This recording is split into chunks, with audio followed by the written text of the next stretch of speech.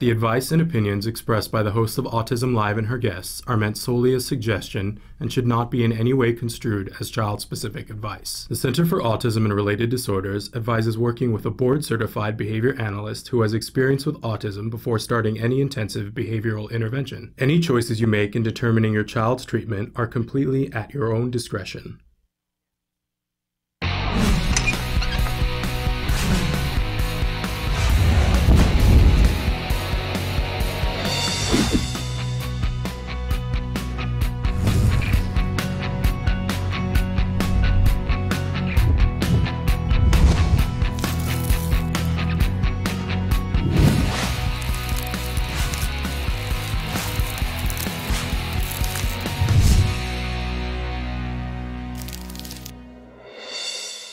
Good morning and welcome to Autism Live. I'm Shannon Penrod and we are webcasting to you live from the Center for Autism and Related Disorders headquarters in Tarzana, California. So thrilled to be here with you on this Wednesday morning.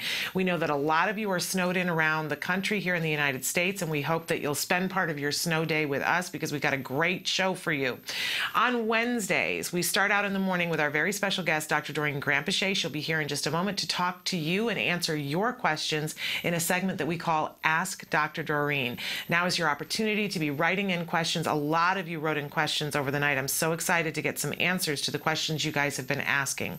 And then a little bit later on in the program, we will have Let's Talk Autism with Shannon and Nancy. Nancy Alspaugh-Jackson will join me as a co-host for that hour, and we will have Vince Redmond with us today. He is a marriage and family therapist, and he is going to be taking your questions about how do we keep the family together, how do we keep a marriage together, and how do we have a productive relationship with the other people in our extended family and get them on board when we are treating an individual with autism. It really is a family affair, and Vince is going to be with us to talk about how we do that successfully.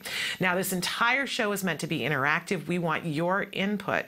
So Emily's going to show you some of the different ways that you can interact with us, some of the different ways that you can watch the show, but most especially some of the ways that you can give us suggestions and ask questions.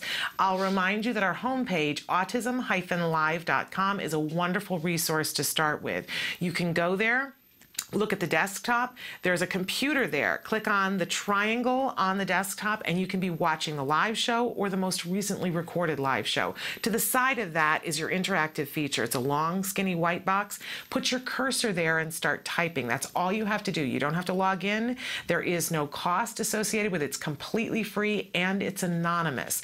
The good news is no one will ever know that you asked the question. Now, the trouble is if you want us to get back to you with an email with more information, we will have to have some personal information from you. You can securely put that in your communique to us. We will not share that with the audience at home, but it will give us a way to get back to you. All that being said, we want to get to your questions. So let's go right now to Ask Dr. Doreen. Dr. Doreen Granpeesheh is the Dr. Doreen is an expert in autism. Doreen Granpeesheh. Dr. Granpeesheh. Dr. Doreen Granpeesheh. Dr. Doreen Granpeesheh is a visionary in the field of autism. Now you can ask her questions on Ask Dr. Doreen. Welcome to Ask Dr. Doreen. We have to start by welcoming Dr. Doreen Granpeesheh. Good morning. It's so wonderful to have you. You bring the light with you when you come. That's only because I jog here in the mornings. Well, so I'm kind of in a good mood when I get here. That's a wonderful thing. It's great to see you too.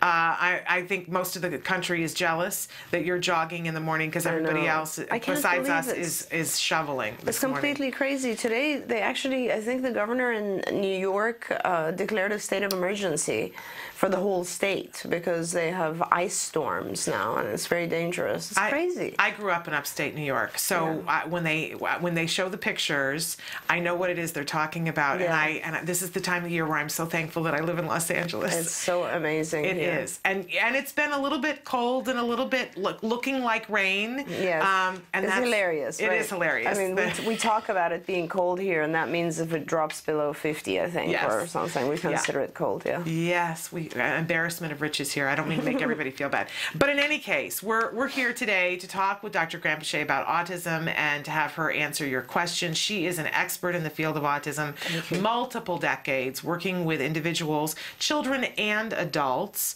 on the autism spectrum, and successfully treating those individuals, which is absolutely amazing.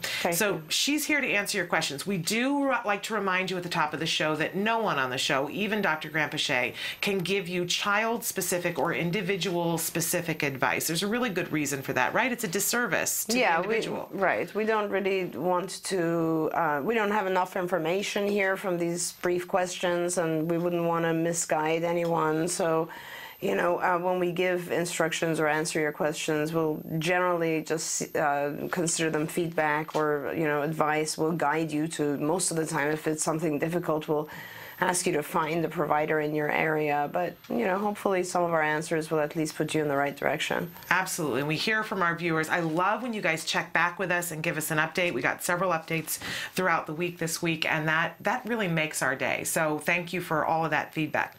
And also, before you start, Shannon, I wanted to mention that since I heard that you're having Vince Redmond on the show, and yeah, Vince is not only a marriage family clinician, but he's also has been a supervisor at CARD, and actually this year was his 20th year here. Amazing. 20th year. So he has been involved. He's also on our video Recovered. Yes. And he's been a senior supervisor for a long, long time, so I'm sure he can answer a lot of questions. He knows the world of autism incredibly well. Yeah, it's a wonderful marriage, pun sort of intended, because he's a marriage and family therapist, but so much experience in treating individuals with autism. Right. So when you're a couple talking with him about the things that you're going through, he has an understanding of it. Oh, yeah. And that's really rare. Yeah, and right now he's the director of family resources at CARD, so he really does help a lot of parents in a lot of ways. And he's going to be a regular on Let's Talk Autism with Shannon and Nancy now. Oh, great. Once a month he'll come on and be available to answer questions and be a resource, and we've been working that out. It's taken us a while to get that all worked out, but we're thrilled. He's a great addition to the show. That's great. So, and thank you for reminding us all the wonderful things that Vince does. I want to get right to some questions here. Love this one.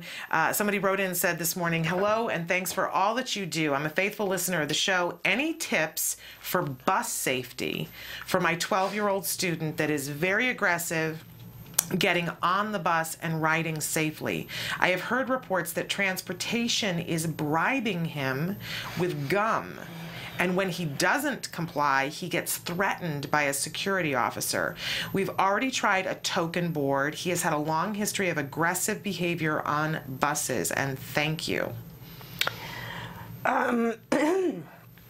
So I would, you know, this is again, like many other things, we try to just put our kids in situations that are hard for them, and sometimes we really need to teach them some skills in order to kind of manage those things, and we can't do it on the fly. Like, it requires a little bit of work. So in this particular case, being safety is a major issue, obviously, and I'd like to think that I just want to avoid the word bribing and maybe say they're reinforcing him with gum. But two things you can do right off the bat, or three things. Okay, so, you know, you always think in terms of what can I do as an antecedent modification, what can I do as a consequence modification, and what can I do to just assist or model the behavior. So I'd say as an antecedent modification, you could actually practice if you can, off hours, if you have the time, and if you can perhaps find a empty bus, maybe at school, they can actually put this as one of his goals. They should. It's part of what he needs in order to access academics. So the school should probably just have it as an IEP goal for him, so that they can practice just entering the bus, sitting on the bus calmly and quietly. Now, reinforcers, if he likes gum, great. That's a good reinforcer. That's a perfect reinforcer for the bus. And if he likes other reinforcers, they should offer those to him. During the course of the trip, and I don't know how long the trip is, sometimes our kids are expected to sit on bus or transportation for an hour, over an hour, and they lose it, which I don't blame them. But I mean, and if you knew how long it is, you could shape that behavior up. But regardless, I would suggest you try to give him things that make him busy. So for instance, get him some headphones, teach him how to use the headphones. Perhaps the bus driver can hold for him, or you can have in his iPad, in his backpack, some sort of music device, like something that holds music, like an MP3 player. Yeah. Or you could even, these days, it's so easy to just have a iTouch or something, and he could watch a video. I would very much suggest that you give him something that will entertain him to the point where he doesn't even know how time passed. Because, you know, if you don't have resources, and most of the time we just need our kids to do things fast and we can't spend the time to teach them, then I think that's the best way to handle it. Because otherwise you could teach it to him, but it would be a shaping procedure and it would require some therapy and all that. So much of what I learn in the hour that we spend together every week is about perspective taking. Because what you just reminded me is that we put kids on buses all the time. And I don't know the last time that any of the viewers have been on a school bus with a bunch of kids. It's a really difficult environment. It's a nightmare. It is a nightmare. Yeah. The sounds, I mean, I think one of the reasons our kids lose it is just the noise level. Yeah. The noise level, I can't handle it for more than a second. Yeah, I honestly don't know how bus drivers do it. And they have all of our kids' safety, and they're supposed to be watching the road, and they've got all of those kids. A lot of times they still don't have seatbelts in them, so kids are getting up and doing things. It's a lot to watch for them. Yep. But, you know, I can only imagine they're not particularly comfortable seats. And as you mentioned, sometimes for our kids, because they're having to be bused to a specific school, it's not unusual for it to be more than 40 minutes. And if you stuck me on a bus every day for 40 minutes with nothing to entertain me, I would be climbing the walls too. Yeah, I'd lose my mind, exactly. Yeah. And so, you know, anything, and I just suggested music or a video, but I mean anything that can occupy the child. Lots of little games, you know, that you can buy at a CVS or something. They have all these little travel games. You know, those, anything that interests him, you have to help him engage himself in something, because it's just difficult. It's very difficult. And figure out what's caused. I mean, and I'm saying all this without even knowing what the behaviors are, what happens. Absolutely. Like, I assume, I'm just making assumptions that he's maybe getting out of his seat, he's maybe tantruming, throwing, I don't know. But I mean, there's a reason for it, and most likely it's because he's just disturbed by everything that's going on and bored. And this is an issue, though, that we see a lot in the autism community, and when we hear about it, it's usually after something bad has happened. Like the child has gotten aggressive and somebody else complained, and so now the child doesn't have busing to go to school. And that's like the least of the scenarios. We've seen in the last year the 9-year-old who got aggressive on the bus, and the police got called, and police at gunpoint with a 9-year-old because a 9-year-old was aggressive on a bus. Like a 9-year-old would even understand what a gun is. Like the bus driver who was being abusive to an individual with a disability, and it was filmed by another student with a disability on the bus to say this is, you know, things are happening on buses, and part of it is that we need to educate the people who are driving the buses, but we need to give them tools too. Absolutely. And part of that, you know, it sounds like, as horrifying as it may sound to this parent, someone is trying, we're calling it bribery, but somebody is trying to find a way to make it worthwhile for the child to sit there. Absolutely. And I mean, I think you should actually assist with that. And the way that you do that is, for instance, you can set a timer. And the timer, you know, you could give a tic-tac after every 5 minutes, and then you gradually increase that to 10 minutes and 15, 20. And therefore, your child actually learns that if I sit quietly on the bus for the duration of the ride, I'm going to get some delicious, motivating dessert or something, or gum, or whatever it might be. But, you know, don't look at it in terms of a negative thing. I'm glad they're actually trying to give him something positive to reward him for sitting. I don't like the fact that they threaten him. I mean, first of all, kids have no idea what threats mean. They probably just get really scared of the loudness of the threat and so on. But as I said, most of the time, if you're able to occupy your child with something, or give him something that he can occupy himself with, it's not only good for the bus ride. It's just good in general because our kids need ways to entertain themselves. Yeah, but I'm wondering at this point there needs to be a specific intervention, and since there is somebody in transportation that is using the gum, maybe that's the person that they can go to and say, hey, let's work together. Possibly let's work together, but let's say exactly what it is. I would encourage you to get it written into an IEP as part of your behavior intervention plan so that it becomes legal. You don't want to have a situation where people decide to take it in their own hands and go, well, this is how I'm going to handle it. Right. And with no training. Exactly. Really incredible that we all make sure that our kids are safe while they're being transported. Right. Oh, my goodness. Okay, another question that just got written in this morning. Do you have any information about good clothing for extremely sensitive children on the sensory side of things? Daughter cannot stand tight or even feel of inner seams. Clothing is often a fight to the point that leaving the house is difficult, and she is 6 years old. We see this a lot. Yeah, so right? she has a lot of sensory issues. So, I mean, I don't know of any specific brands. Cotton On, I assume anything that's cotton and loose, I assume would probably be the... I mean, it sounds like the issue is looseness, so you should probably get a couple of sizes too big all the time so that she doesn't really feel the seams. But having said that, I think it's something that you should probably try to work on. Which again, it's just getting the child used to it, which is a reverse shaping, backward chaining process. So it's kind of like, you know, you will perhaps put the, you know, a belt on so loose that the child can't feel it, and then and reinforce that, and then very gradually tighten it a little bit more and more and more and more until the child can feel it. And as each increment you reinforce. And you could do that with anything. You could do that with sleeves, with, you know, you could just put a loose, you know, those belts, what are they called for the back? The ones that Velcro? Yes, something that is loose initially and that the child can tolerate, and then you gradually teach the child to actually make it tighter.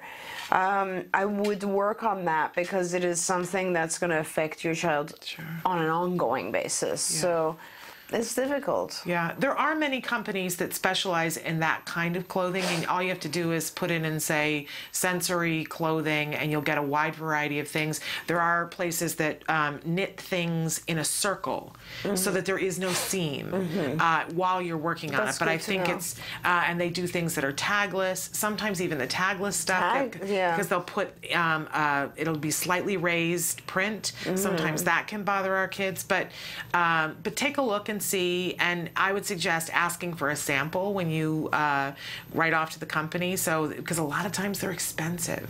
But you know what, this is actually a very important point. I think if your child is like has that level of sensitivity, especially if it's like, you know, you go to the point where you even have something tagless and it still bothers the child, then you should just imagine what your child's going through in general, you know, in terms of a sensory world. And so you would need to remember that pretty much in anything your child does going forward, whether it's lights or sounds or anything tactile of any nature whatsoever, crowds and so on. And always keep that in mind. And also that's another reason why you'd really want to teach your child to try to overcome that. And, you know, sensory issues are absolutely trainable. I mean, we can definitely increase tolerance to certain tactile stimuli just by practicing them. So that's that's the longer term fix, I think. Absolutely. Really important to know that that is something that you can work on. It's tough, yeah. Really incredible. Okay, our next question. My son is 7 years old on the spectrum. He cries at school when he needs a break and wants to play outside in the playground or spend time in the sensory room rather than work on academics.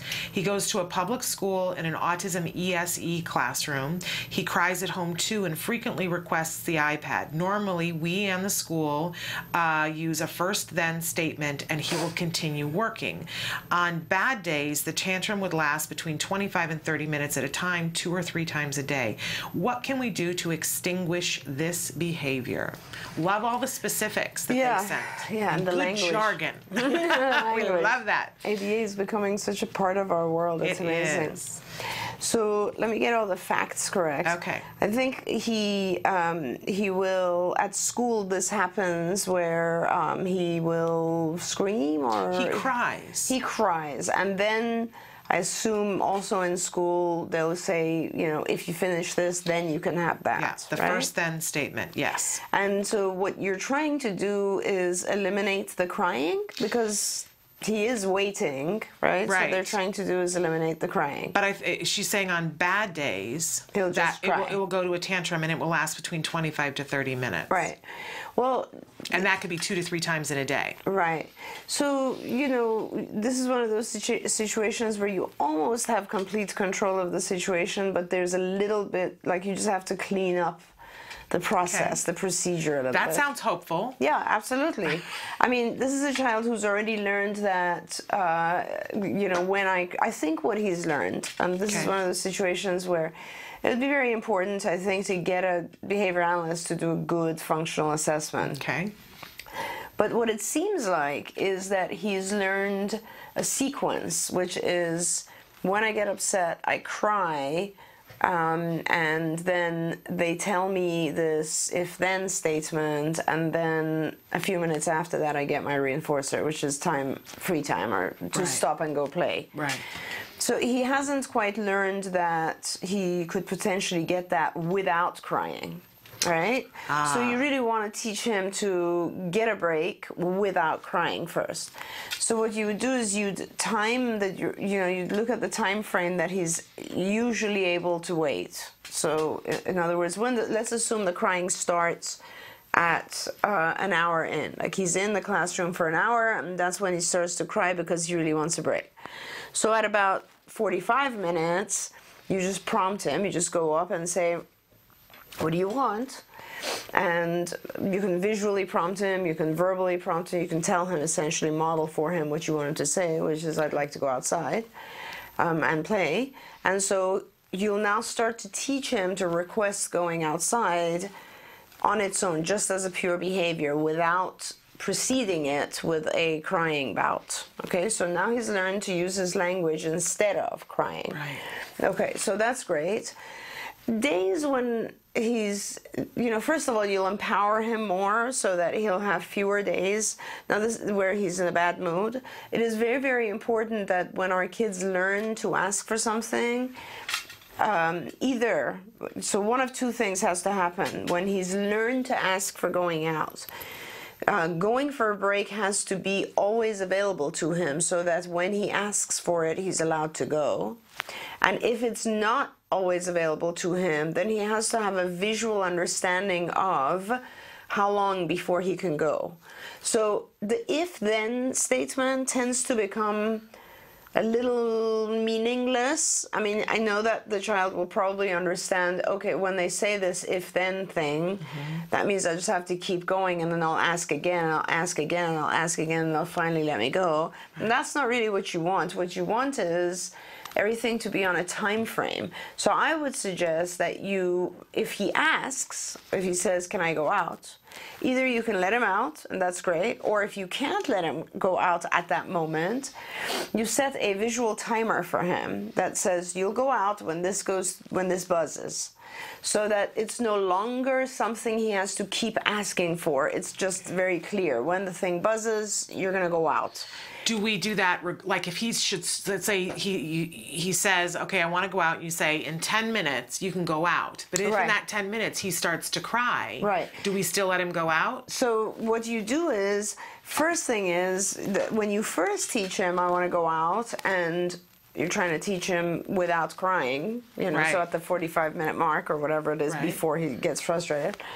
So when he first says that for let's say a week, every time he says that, you let him out. Because we want that to become a very fluent response. Like, we want him to know, can I go out, gets him a break. Yeah. Okay. Now we got to teach him waiting. So the first thing you do is he says, can I go out? And you set the timer at 30 seconds. Okay. So we're not starting then you let him out. Okay. Then the next time you set it at 1 minute. And then you go out. Then you keep it at 1 minute until he's really good at that. Then 2 minutes, then 3 minutes. Then ultimately you build it up to a point where it makes sense with his schedule. You always shape things, because if you don't shape things like that, if you don't gradually increase them, our kids don't really, I mean, they just don't know how long they have to wait. Time doesn't make any sense to them. This is one of the biggest issues we have with our kids, is that They don't, when you say later or tomorrow or after a minute or just a sec, none of it all means the same thing. It all means not now. That's all it means. Right. And not now is not something easy to tolerate. You know, I always use this example when they tell you, like, you're tired, you go to work, and you know that you're going to get off at 5 p.m. Yeah. Okay. So that actually helps you tolerate the whole day. Right. And especially when it gets closer, you start to get better and more excited and so on and so forth. Now, imagine if you went to work and you never knew when you're going to be done. Yeah. You never knew if it's going to be 2, 5, or it could be even 10 o'clock at night. Right. You just have to be there until someone says you can go. Yeah. So there's a very little aspect of control. And so our kids need to have a way of knowing. So one of the things I try to teach our kids right from the get-go is I'll start with, like, if they have an iPod or an iPad or something, I'll put a timer on for the whole duration of time, like they're supposed to do something, and have it count down. Okay. And so that they can see, you know, every 10 minutes they're going to get something. Okay. That is going to change their lives so much. If you set 10-minute time, 15-minute timers, in 15 minutes you can go wash your face. In 15 minutes you can get a piece of gum. In 15 minutes you can go outside. If you just break it down for them, they'll never have a behavior problem. Okay. And I think, you know, I hear that and I go, oh, that's so powerful and that's so wonderful. But we have to make the commitment to do all of the steps. Absolutely. You can't cheat it. You can't cut corners on it. You can't Absolutely. suddenly go from 30 seconds to Absolutely. 10 minutes. Right. I've always said this, and I've done this with adults who were very aggressive. When I got into the program for some adults, they were like in timeout in the quiet room, you know, 10 times a day, banging their heads through windows and whatever else. And all I came in and said was, this is just unfair. It's just an unfair environment. Make it fair. Make it fair. Put yourself in his shoes and make it fair. Another thing I was going to say for this individual is, you know, we all have bad days. Like, what do you do? I remember when my kids were little and they would I would take them to the pediatrician. I always considered that, like, you know, a stressful event for them. So, although it wasn't, I mean, really, but still, what I always tried to make it a positive thing. So right after the pediatrician, we'd go to the store downstairs and buy something, right? Or like if I traveled, I'd always get them gifts from the 99-cent store when I was gone. Like, on days when it's tough, just add reinforcers. That's all. Yeah. So if he's going to have a tough day, if you know he didn't sleep the previous night, if you know his teacher is not in that day, if you know he's sick, if you know whatever, he's had a bad morning, just increase the reinforcers. You can either increase the amount or increase them in frequency. And something that I heard you say recently that really struck home with me too is that part of the way we are able to do all this is making sure that we reinforce ourselves. Oh, yeah. That when they're having a bad day, chances are we're already having a bad day. Or if we weren't, we're going to have a bad day now too. Absolutely right. So we find things that are reinforcing to them and we find things that are reinforcing to us as well. Definitely. And it might be the same thing or it could be something different, but reminding yourself, okay, if you're going to go through this intervention where you're going to make it so that he doesn't need to cry anymore to get out. Right. And it's going to, and you're going to look at it and say, this is going to take me probably 3 months end to end to get completely done, and then this won't be there anymore, but it's going to be very intensive at the beginning. How am I going to reward myself right. for doing this? Truly, and I think it's so helpful to have someone guide you through this. It's sort of like going on a diet. Yeah, I mean, if you have someone who can tell you on a daily basis, do this workout, eat that food, I mean, it's the same thing, right? Yeah. I mean, you might even know it, but it's so much better if someone tells you, which we should really provide that service, you know, just people to call in and ask for guidance. But what I'm saying is, yes, you know, here's the problem, Shannon. Most of the time, the thing that does actually reward us is seeing our kids happy, right? And the problem with that, that's a great thing. However, a lot of times that means we give in. Yes. Right? Because our child is sort of like tantruming, and we hate to see the tantrum. Yeah. Instead of thinking, I'm going to handle this situation for 3 more months, and when it's over, it's just going to be over and it's all going to be great. Yeah. We give in, and, you know, we have short-term reward because the child's happy, but then the behavior goes on forever. And of course, my visual brain goes to when we give in, it's like we're signing a contract saying, yes, I would like for this to continue. Yes. You know, that's what we're doing in that moment. Absolutely, yeah. I want to sign up for 3 more years totally of this true. hell. You know, and that isn't what we mean to be doing. Not that at is all, what we right, do. right. Really great advice. We've got more questions pouring in. We're going to take a short break and come back more with Ask Dr. Doreen. Stick with us.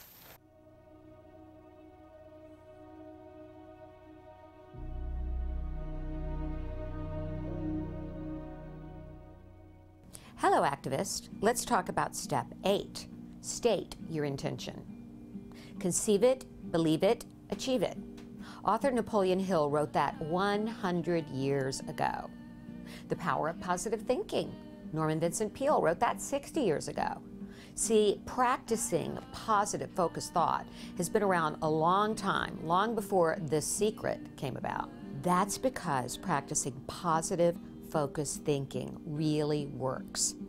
Think about when you drive somewhere in your car. You don't just go around in circles. You have a destination, right?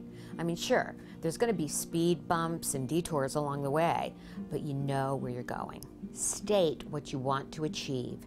Say it aloud, write it down. I have Post-its on my computer. One says, get Wyatt all the treatment and therapy he needs to reach his full potential. Step 2, help other families. The focus part is really important because I realize that in this lifetime, I'm not going to be elected president or become a rock star. But I'm doing okay on those first 2 steps. Live in a state of knowing you will reach your goals for you and your child. Until next time, keep the faith. Welcome back to Let's Talk Autism. Actually, this is Autism Live. We're going to do Let's Talk Autism with Shannon and Nancy a little bit later. I'm confused. I don't know which bus I'm on. That's okay. But in any case, we're here right now for Ask Dr. Doreen with Dr. Doreen Granpeesheh, and she is answering your questions. She is a true expert and visionary in the field of autism. She has multiple decades of experience working with individuals who are on the autism spectrum and helping them to achieve their highest potential. She's a wonderful resource. You guys are writing in questions. We're answering them as fast as we can. I love this one. Somebody wrote this in during the night. My teen forgets to turn in homework and classwork. How can we promote this executive functioning skill? How much do I love you that you guys are, it's all coming together, right? We're learning these terms and understanding where the holes are in our children, and that's empowering. Yeah. So maybe I'll start by telling this parent that so does mine. All right. And I struggle with the same thing. And that's a little reassuring, isn't it, for all of us to realize, okay, it isn't just kids on the spectrum. Oh, yeah. Oh, my gosh, yeah. This is a tough subject. Yeah, but that doesn't mean, doesn't mean that we can't work on it. No, and it's valuable in that these are the years where generally our kids are learning these things, hopefully, right? I mean, it's not like we all were not able to handle as much as we do now when we were younger. Yeah. So planning is something you learn over time. You just need to, it's a matter of turning in homework. We actually have a really good system, but I mean, so make sure he or she gets a journal of some type. I mean, schools still have journals. Yeah. And that he writes in the homework on the day that it's given, but also on the day that it's due. And then every night he just has to look at tomorrow's stuff, and that'll remind him. So it's just a matter of where you write it in. And if he's not able to write things in, then it's a very easy system too. You could color code the classes, you know, put a pink sticker on every day where there's French homework due or whatever it is, you know. So, but it's a matter of using the journal appropriately. We actually have a really good planning, what is it called? I think it's school planning program in skills in the academic section. It's really good, and we have a lot of planning activities and worksheets in the executive functioning section of skills as well. In fact, we started to develop the executive functioning section of skills just because of things like this. Yeah. Because our kids were all getting to the middle school age, and they were like, couldn't plan things. Especially because once they hit teenage years, they're like given homework, but it's not due tomorrow, it's due in a week, or it's 3 days, or whatever it is. That's what's hard. That's the parent stomach ache, right? Because you don't know about it until the night before, when all of a sudden it's due now, and you have to be up at the store buying the trifold cardboard thing, and it becomes your problem, right? Oh my God. How many times have I like stayed up all night helping my kids finish a book? Or gluing popsicle sticks together to make the fort to represent whatever diorama, right? It's a problem, but there are lots of different ways around it. And I will say this, that as a former teacher, when I read through the executive functions curriculum for the first time, what I said out loud was, oh my goodness, every 7th grader should have to go through this. Every 7th grader. I'm not talking about just kids on the autism spectrum. And by the way, if they're older than that and they haven't had the opportunity to do it in 7th grade, it's great for I learned from it. But if every 7th grader went through it, we would have higher test scores. We would have kids that are more productive, and we would have teachers that were happier. Because it's in 7th grade, starting at that point, it's really difficult to get them to be able to, do this on their own. But there's a great curriculum available to you and skills. Really, really remarkable. Yeah. It's work, but it's just teaching them to organize themselves. And what about reinforcing when they do it? Absolutely. I mean, you always want to, once you get the child to actually turn things in. I mean, I made a deal with my son, I think, recently, where I said, I'm going to check every night, and if there's anything, because in their school system, it's wonderful because they have Blackboard and it shows if homework's been turned in or it's missing. Oh, love that.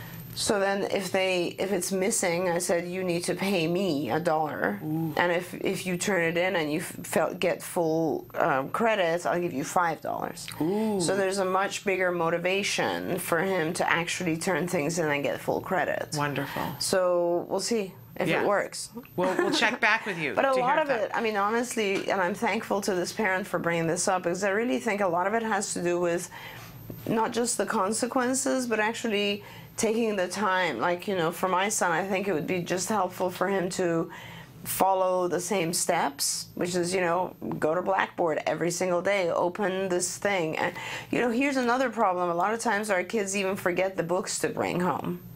Yes. So those are things. That's why my oldest daughter had taught my other kids at one point how to write in their journals at the bottom, like as they receive homework, just note on the bottom of that page like what you need to bring home, so that at night you can immediately see all the books you have to bring, or in the after school. So those are important things that can be very helpful. I believe they're writing in. Somebody's saying same child, but I've got several people writing in.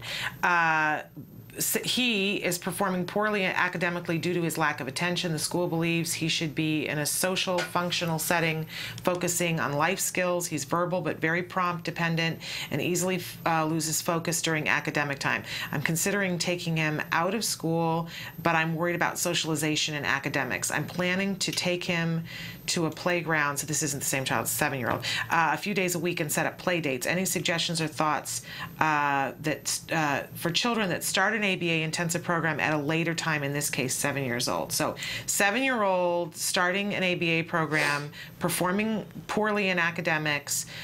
School thinks that he should be in a social, functional setting, focusing on life skills. I have no idea what that means, by the way. I would recommend a lot of different life skills, but I would not pull him out of regular ed. From what I hear, from what you're telling me, he seems like a very high functioning child, and he should have one-to-one aid in school, and he should have an ABA program. And the fact that he's starting at 7 means nothing to me, other than he's very high functioning. So he's actually got a very good chance to come out of it completely if he gets the right intervention. That's the type of child where I would recommend that if he's in school at 7, I would assume he's in school for 30 hours a week. And I would suggest that he has a one-to-one aid at least 20 of those hours, and if possible, you should actually reduce the school time to 20 hours, and therefore give him also 20 hours at home. And what you're focusing on then is all the social stuff, executive functioning stuff you should get on skills. And you definitely need an ABA provider. because this is a lot of hours, and you'll need therapists, and they should follow the skills curriculum, and they should be using areas such as the cognitive, executive functioning, social, and probably language curriculum areas. And if he needs other areas as well, of course, academics and adaptive skills and play and so on, but particularly the executive functioning stuff. And I'm not sure in terms of when you talk about the social functional versus the life skills, but a lot of schools have a moment in time in which they decide, well, we're not going to stress as much about the academics. Sometimes that happens when a student is 16, but this child is 7, and she's saying, I'm concerned about socialization and academics. I love what you've said, because I think sometimes it appears that schools give up on a child getting to academic standards. Absolutely, and that's kind of why I became all defensive for this child. That's how I get. It's kind of like, oh my God, he's high functioning and verbal, and what are we're reducing demands? No, we should be increasing. Yeah. And so this is when you really do want to give him a higher level of attention. Yeah. Like one-to-one tutoring, which is what you get through ABA. Yeah. And don't back off by any means. Push him and get a one-to-one person for him, and it'll all work out. It's really important when it appears like, when it even looks like someone on your child's team is going to give up on your child, it's time to replace them with somebody else. So true. Don't join them. So that's such an important thing. And don't listen to them. Yeah. You know, sometimes... Like people really, and that whole concept, this is why our education system is going down the drain, because if it becomes hard for a teacher to teach a child, they just give up because, you know, I could just modify the IEP and it doesn't really matter. Well, what is he going to do for his future? Yeah. The story that I always tell is that my son's very first IEP, when we were talking about what was going to happen and they wanted to put him in the lowest functioning room, in a room with kids who had helmets on and were hitting their heads against the wall and being allowed to. Yeah. And I said, we're not going to do that, right? And at one point they got a little frustrated with me and said, what is it you want? He was 3, and I said, I want an in-home ABA program. I want to do 40 hours a week because I've seen that that's what works. And then eventually I want him to go to an included preschool and go to a kindergarten. And the one person who was supposed to be the autism expert said, wow. And I said, when he goes to kindergarten, I want him to be caught up and be able to be academically with neurotypical peers. And she looked at me and she said, wow, that's going to be really hard. Right? He was 3. And this is what she said to me. And it was one of those clarifying moments for me as an autism parent. It felt like a marble that dropped, where it was like, make a decision right here, right now. And I said, and my finger went up and I said, I'm an autism mom. It was the first time I ever claimed that out loud. I said, do not talk to me about what is hard. I know all about hard. Talk to me about what's possible. Oh. That's all I want to hear is what's possible. That's just amazing. And, you know, and it was that moment where I went, this is how we're going to do things. And I'm not going to deal with people like that. And she was not allowed to be on the team. I was very clear about that. That's going to be hard. Really? You say that to a parent of a 3-year-old? Ugh, I'm still mad about it. It's like 10 years later and I'm mad. It just upsets me so much, you know? Yeah. Well, and remember that all of those things came to pass. He did an intensive ABA program at home, 40 hours. Then he went to the neurotypical included preschool, and when his first day of kindergarten, he was completely caught up with neurotypical peers and included. Right. And was it hard? Yes. Yeah. Was it possible? Yes. Yeah. And that's the thing. It's like, well, you know, thank God in his case, in Jem's case, this is what, 10 years ago or something. So 8 years ago. 8 years ago, right? So, you know, when you look at some of our older families, like, you know, Bonnie and so on and so forth, those guys, in those days, nobody would say, oh, that's going to be very hard. Those days, they would actually say, that's impossible. Yeah. You're out of your mind. Yeah. Go put him in an institution. Go put him in special ed and save your money for the rest of it. He's going to need it. Yes. That's the kind of stuff they used to say. So, hey, you know what? We've made progress. At least now educators say it's going to be hard. There we It's go. not impossible. And hopefully they say more than that. And this kind of goes hand in hand. We've got a question. The person says, this is for the psychologist doctor. They said to tell you an awesome hello. I am studying about children who have autism. My biggest worry is about talking to the parents about their child. I know some of the therapists and teachers talk out of their bottom without any knowledge about what they're talking about, and I don't want to be that therapist because I had that myself. How do I do this all of the time?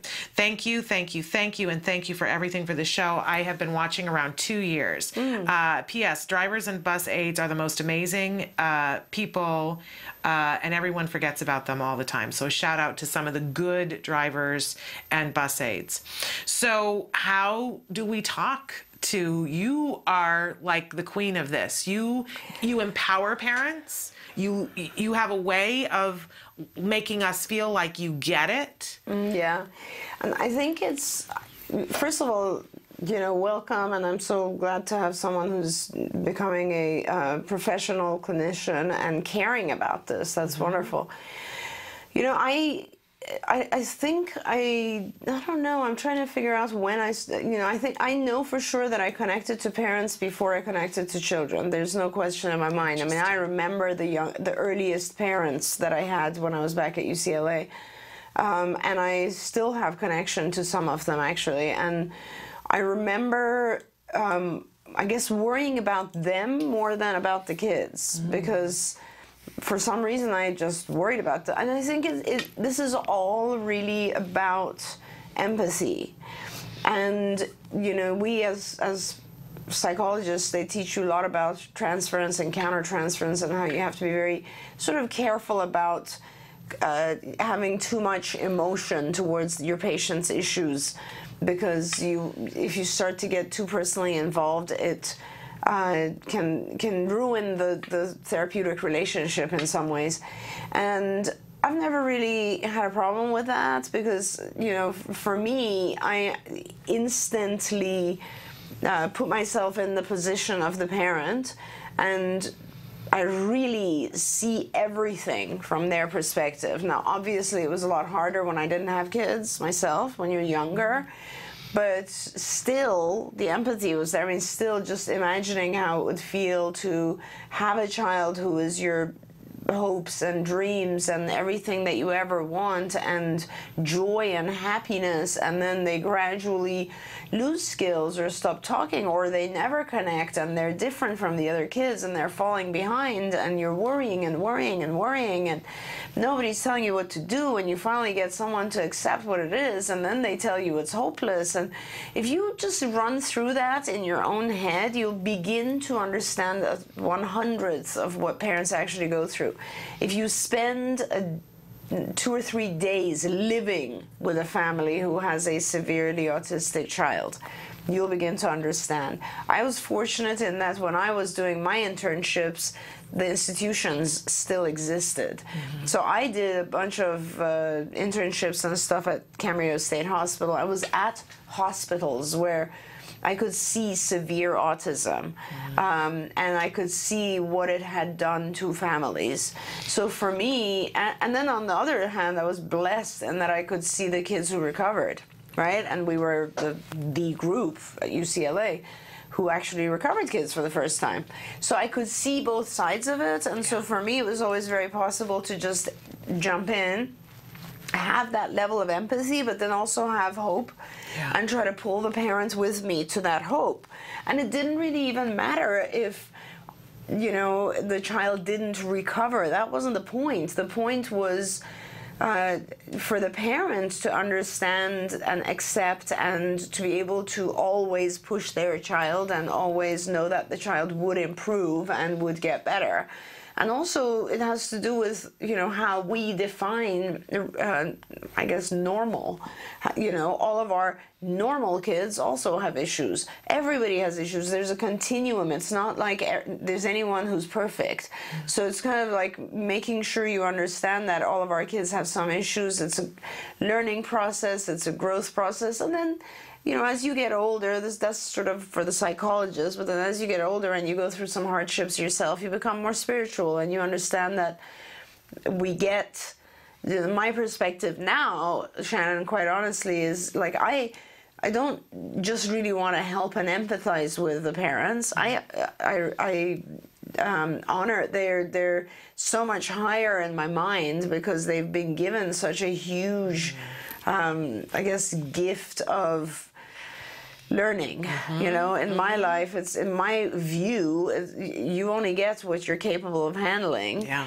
And the world of autism, I don't think anybody understands it unless you go through it. And if you were given a child with autism, you're pretty strong in the eyes of God, you know, or the universe, because you've been entrusted with making it through this.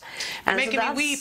Well, no, but that's how I see it. That's how I see it, and that really helps me get through it, because I think, you know, parents of kids with autism often are they often are, you know, they feel stigmatized, right? I mean, I'm sure you know that, because they can't explain. They take their child to a movie theater, a child's freaking out and screaming. They take their child to the supermarket, the child's like throwing objects, whatever. And so they're embarrassed all the time for their child. Whereas in my mind, you know, we should truly, the world should really honor the families of kids with disabilities, because what they're going through is just beyond the comprehension of anyone else. It's just beyond comprehension. And if you as a psychologist have that level of respect for the families, you'll be fine. There's nothing that will go wrong, because you just respect them, and you know you empathize and you understand, and you just respect what they're going through. That's the most important thing. Wow. And the world will be a better place with more psychologists and more therapists who think like you do. Oh, well, thank you. Thank you. Truly. We should take a short break. I need to mop down, and we'll be right back with more questions. Stick with us.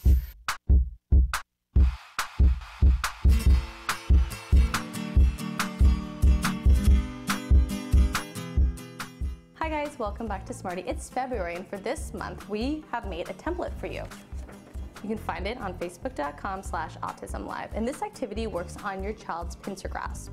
So let's get started. The materials you'll be needing are scissors, a hole puncher, a glue stick, shoelace, cardstock, and our template that you can print from facebook.com/autism-live.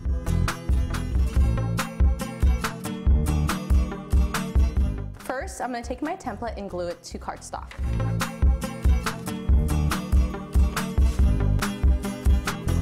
And the reason I'm using a glue stick is so that it doesn't ripple, because if you use the wet glue, it's going to make it all lumpy. Once I have my template glued to my cardstock, I'm going to take my scissors and cut out the heart. Now that I have my heart cut out, I'm going to cut out the holes with the hole puncher. This is where your child's going to take their shoelace and start threading through it. Now that I have put all the hole punches through the template, now I'm going to get my kiddo to come over and take the shoelace and start sewing the outside of the heart.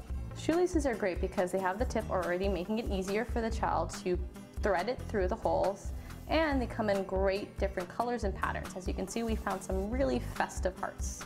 Here's my completed Valentine. Now it makes sense, right? I love you so very much.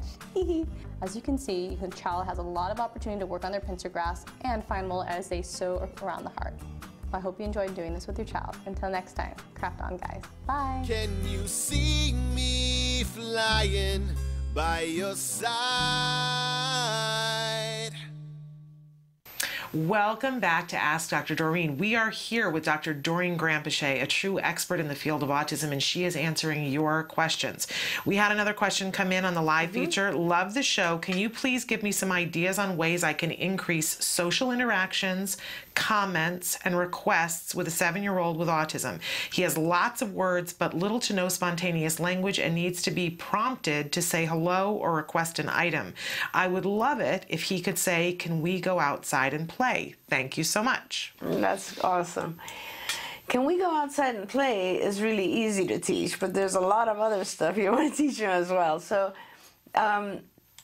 social language essentially does start with what we call manding, and manding is just requests. And so a request could be, you know, I want juice, or it could be, I want to go outside.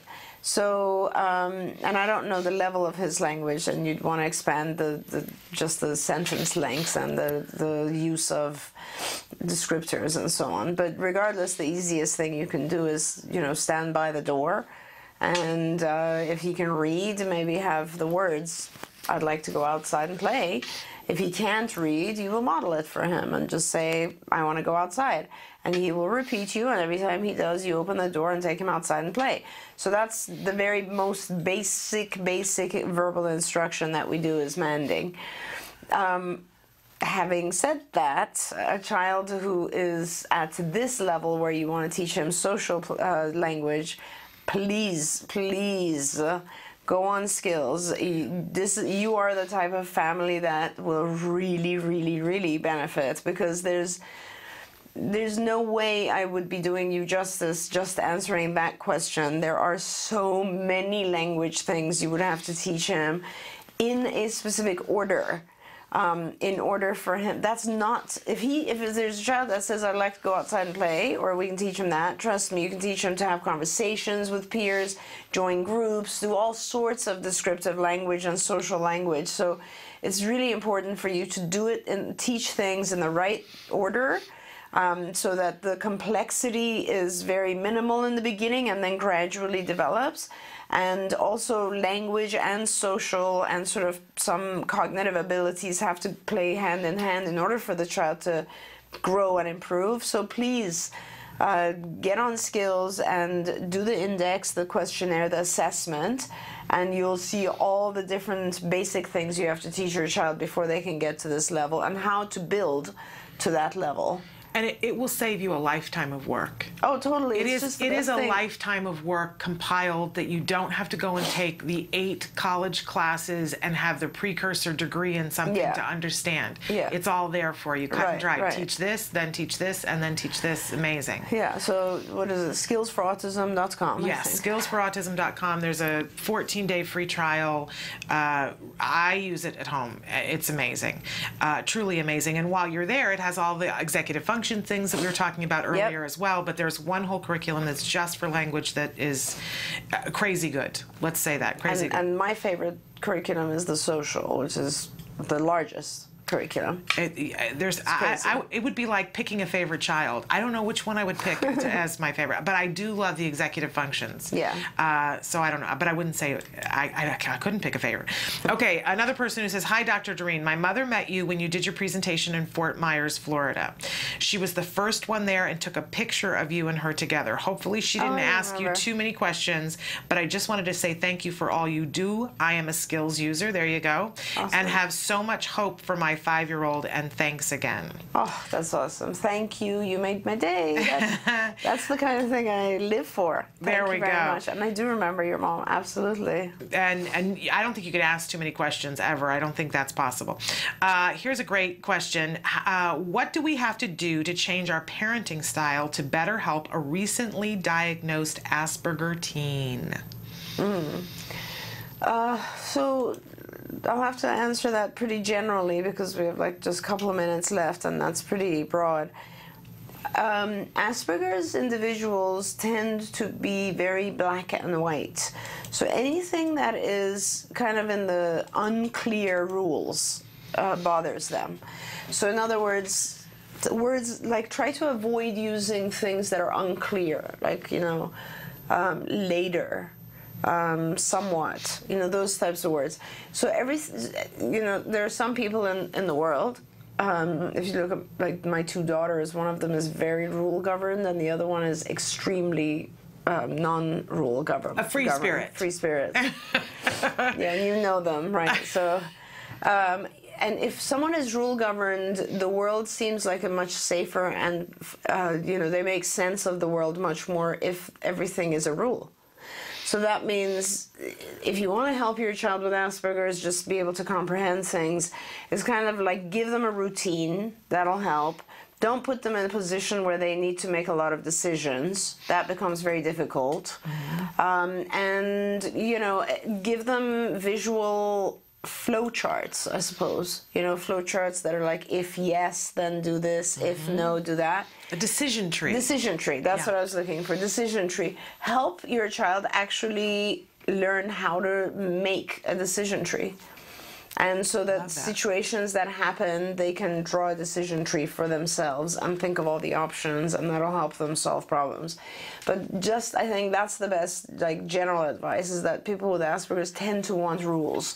They don't like it when you leave too many options. Okay, really, really remarkable. Many more questions that I want to get to, but we'll save them for next week, and you can continue to write in questions and follow-ups. But I want to take a second to thank you. So much fun. Really exciting. I learned so much, and hopefully you did as well at home. We're going to take a short break, and we're going to go to the A Word, the ongoing documentary that's being made by the Center for Autism and Related Disorders, following Jack Riley, a little boy who was diagnosed with autism at the age of 2. And we've gone back to the beginning of the series, and Jack Riley, at this point in the series, has had several weeks of therapists coming to the home, and there are places that he is starting to grow and flourish and gain new skills, but other places where he's just starting to push back a little bit and say, I'm not sure if I want to do this. And you see how effectively the team deals with this, the parents and the therapists. Really, really exciting video. When we come back, I'll be joined by Nancy Alspaugh-Jackson for Let's Talk Autism with Shannon and Nancy. Our very special guest today, Vince Redmond, marriage and family therapist who has extensive experience working with individuals on the autism spectrum. He's going to give a perspective that is really unique and fabulous that help us to solve some of the issues that we're having for families. So stick with us. But first, here's the A Word. To infinity and beyond. So how's the first 2 weeks? Great and awful. Yeah? Yeah, it's great progress, and it's hard to get used to. Last Friday was rough for him. At the end of the second week, he had a rough. I think every session was rough for him. He's doing really well. Like, I held up a green marker to him last night and asked him what color, and he said green. Yeah, no prompting. Unprompted. And black did the same thing. Black and blue and green, he's doing okay. The fact that he'll say colors without us telling him first, that's huge. But he's trying to say everything. It is. He tries to say tangled. Oh, yeah. He says cars really well, of course. You say tangled? Tangled. Oh, yeah. You say Bambi? Oh, Bambi! Yeah, Bambi's fun. I'm excited that he's talking so much. He's got a lot to say these days. Aww. Say red. Good, sorry. Red is always hard for him, so that's awesome. He usually just says bleh for red. He'll just vocalize something. Just whatever comes out. They like it when I say something, so I'll say something. I don't know, he's so quick to do it now. You want the doll? Oh, she's pretty. You kiss her? Give her kisses. Aww. Give her kisses. Clinic is where therapists come on the team together, as well as the supervisors and the parents and the child. And it's a great way to talk about his progress, and if the parents have concerns about the programs that we're doing or problem behaviors that come up. It's just a great way for us to have communication with each other and be on the same page so we're consistent with everybody that's involved, parents, therapists, and supervisors. Oh, you found it. What is that? Oh no. What is it? Tar, yeah? The guitar. So we're having him demand for things, meaning we're having him request for things, and if he knows the label, we're having him say the label.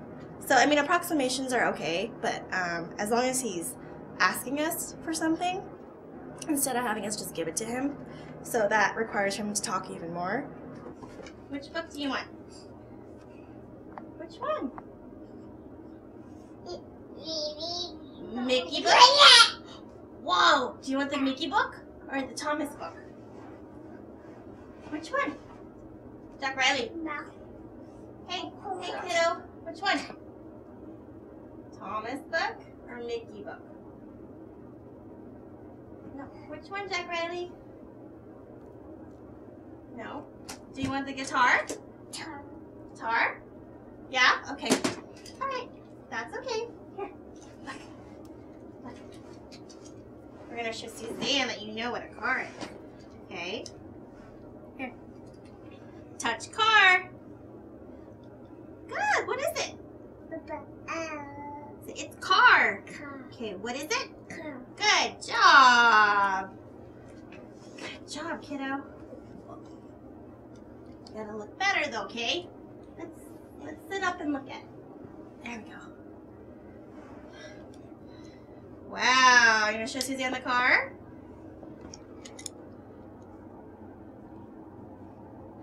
Vroom, vroom. Touch car. Good. What is it? What is it? It's a car. Good. What is it? Good job. Oh, that's Suzanne. Hi. Hold on. Oh, you want to see? You can't see yourself. You got to be on the other side, silly. Woohoo! See? Do you see yourself? Yeah. Wow. Oh. Really? Yeah. He's doing a lot of talking by himself. No way. I know. He wants to have a conversation so badly today. I know. I know. You got a lot to say today. How else do you feel? Huh? How else do you feel today? Do you feel happy? Touch car. Good job. What is it? Car. Very good. Say, look, Dad, I did it. I did it. Good job. No? What are you calling that? If you say touch the thing in your hand. Oh, what we're doing is we're having one of the objects is one of the labels that we want, which is car, which is what we're working on, and we have a distractor. So we want to see if the object that we're focusing on with something else to see if you actually can discriminate between the two. So I mean, so our goal is just to see if you can pick the right object, basically. Touch. Hold on. Touch. Hold on. Hold on. Wait a minute. Okay. Ready? Okay. Touch car. No, try again. Try again, okay? Yeah. Okay. Last one. Last one. Touch car. Yeah, touch it though. Touch car. Good. What is it? What is this? What is this? Yes, car. Okay. Someone helping him to stop? Okay. Yeah. Hi. That's the first time I've seen him really say hi. Well, he's very interested with Did you just say hi? He just looked at her and said hi. He did. And he looked at the camera and he waved. No, he doesn't. That's seriously. I've never heard seen him say hi to anybody, which is that's like the first thing we wanted to say to our families and stuff. Is to say hi. He says bye bye. Okay, come on, buddy. Let's go. Go, Dad.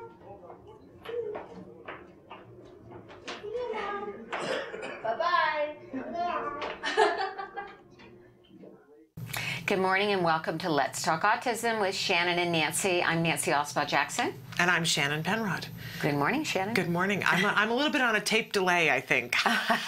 We just had a really exciting hour with Dr. Granpeesheh, and I'm still processing some of it. You know, I learn a lot, and then I want to think about it and take notes. And I'm always sitting out there listening. Yeah, she's really amazing. Yeah. And she said some really amazing things about how sacred it is for parents that have kids with autism, and it made me cry. I mean, I know I'm a little bit of a wimp. You cry a lot. We cry a lot. We laugh, we cry. And I'm at that, as they say, I'm in the seasons of my life. And so I like to say I'm a hormone on a leash. Show me a good telephone commercial and I can well up for you. I'm the same way. I'll cry at the drop of a hat. So, and I used to be somebody who never cried. I was like, you know, the person Yeah, who me too. never Me too. I was always the cried. tough woman who thought that it was a sign of weakness, especially for a woman to cry, because I grew up in a very male-dominated industry, television, and was, you know, an executive and had to deal with men and never wanted them to see me cry. Yeah. So, but I let people see me cry all the time now. I consider it a badge of honor. Obviously, I do it too. I'm like, my eyes need some washing, so let it flow. Because you can't, at a certain point, you can't keep it bottled in anymore. No. It's really not a choice anymore, Good. right? You'll implode. Yeah. Or at least I will.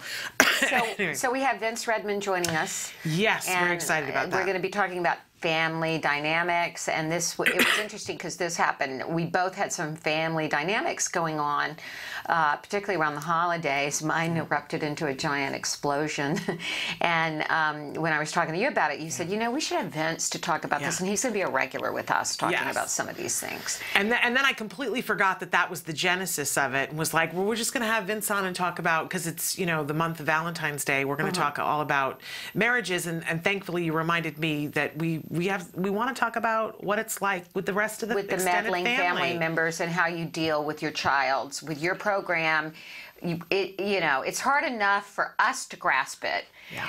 But some of these concepts which seem really antithetical, I don't know how many times my husband has said to me, well, not yelling about it is not natural to me as a father. Right. And I'm like, you're giving it attention. You know? And we've all been there, right? Yeah. So you know, it's really hard to ignore this. So we can talk to Vince about the family, with the spouse dynamic, because I have a lot of questions about that. But mine in particular had to do with my brother, who I love dearly, and my little boy loves dearly, but some meddling there that ended up very badly. Yes. So we're going to talk about that. But we have some in the news. Yes, we do. So had you talked about this New Jersey school throwing away the lunch? We have not talked about this yet. And you know, so do you want to get into that one? It's really been in the news lately. A story was covered about another school where they took a bunch of kids' lunches and they threw them away because the parents were in arrears for what they needed to pay for the lunches. Right. So you know, everybody's been talking about that in the media. And come to find out, it isn't just one school where this is happening, right? And I remember when I heard this story, the first thing I thought was, that's horrifying. What are these people doing? Why would you ever take food away from a child because a parent hadn't paid a bill? Have we not evolved past that? To punish the child, And the second thought I had was, of course, you know, imagine what this would be like for a kid on the autism spectrum. How devastating it would be. And if somebody took my kid's lunch away, oh, you would awake the lioness, right? And then since then, a New Jersey mom has come forward. She does have a 10-year-old who is on the autism spectrum. Yes. And they have been doing this to her child. Yes, they have. They have been taking his lunch and throwing it away. Yeah, he's in 5th grade. She came forward in the news. She's New Jersey Township, and she came forward. And, her name is Amy Ross. Oh, in Galloway Township, New Jersey. Excuse me. And at the she Smithville says, Elementary School. Let's call out everybody here. And she's calling it a form of bullying. She is, and it's true, and it's a form of bullying, but unfortunately not by another child, but by the administration. Yes, and she admits to being in arrears and says it got by her, and we can all understand how something like that could happen. Right. Right? Because you have so many other things to do. But what they did was they replaced their $2 lunches with just fruit and milk. Now, my son can't have milk, and he doesn't eat fruit. Right. So, you know. And some schools are replacing it with a cheese sandwich. Nice. Yes. How lovely is that? Yes. So a lot of the other parents came forward and also said, you know, this Erica Lukes, her 11-year-old daughter, saw her lunch replaced, and she told the paper, these are young children that shouldn't be punished or humiliated for something the parents obviously need to clear up. Amen, Erica. So they have gone, you know, they've made a statement that we will make sure every child gets a meal no matter what, and they are going to try to fix this situation, but you know, it still sounds like kind of a mess. It really does. And you know, I understand that they're between a rock and a hard place, and that in this particular case, the district superintendent, Dr. Annette Giaquinto, says that her school is participating in this cheese sandwich policy. And she says, depending on the situation, the child is pulled to the side, spoken to very calmly, and everything is done to both follow the policy but also respect the child. She further went on to say, when they asked whether she condones it, she said, well, I believe there are certain times when I think you need to take certain measures. And again, I know that sounds cold. Is it a practice I love? No. Well, you're the superintendent. If it isn't a practice you love, change it. Change it. And when you're saying that you're pulling a child, and I don't, you know, honestly, the fact that they're doing this with kids that are neurotypical, I don't agree with either. Right. I think you pull a child aside at school around their lunch and explain, look, your parent didn't pay the bill, so I'm going to take this away. Yeah. How are you respecting the child? You're not. You're not. And then imagine if it's a child who has any kind of communication disability, it's really unconscionable. They're not going to understand. Your parent's behind on the bills. Conceptually, this is not something you can explain to a child with autism spectrum disorders in 5 minutes and deal with them respectfully. And like you said, first of all, they would be hearing my son scream if he didn't get his lunch, and I would come screaming in like a lioness as well. So well, and don't we live in a day and age? We have so many free lunch policies. Do we really not live in a day and age where we cannot prioritize feeding the children while they're at school and dealing with issues that are adult issues at a different time? Amen. Okay, on to the next story. We had a story here that also is in the sort of why can't the school get their act together on this. There's a young man who hasn't attended school since February 2013 because he is severely autistic and diabetic. This is in Yuba City. Is that in California? Yes. Okay. So in Yuba City, they are having hearings which will determine whether a severely autistic and diabetic student will be allowed to return to school with a private nurse. Okay. And his mother says it's not his fault, but he's the one being punished for it. Once again, you know, we've got this conflict going on, but who bears the brunt? Yeah. The child. And this has been an ongoing case. It has been very, very difficult on both sides, very contentious. Yes. But the child is the one who's losing, as you said. Yes, they're claiming, the superintendent of schools, and they're alleging that there's allegations of discrimination and retaliation. Houston claims, the mother, that district officials are violating her son's right to a free and appropriate public education and failed to follow his IEP. And she says safety means someone who knows her son. He's nonverbal. He communicates with sign language and just started using an iPad.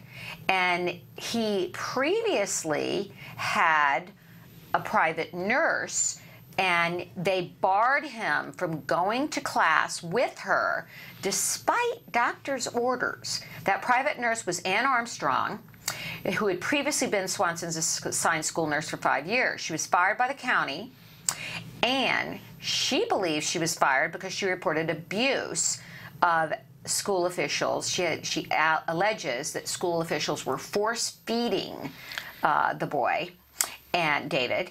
And she also filed a wrongful determination. And she says, you might want to say they wanted to kill the messenger. And the mom says her son's life is on the line. My worst fear is his death. She says she must have someone she can trust in there working with her son. And the attorney for the Yuba City School District said he can't comment for confidentiality reasons.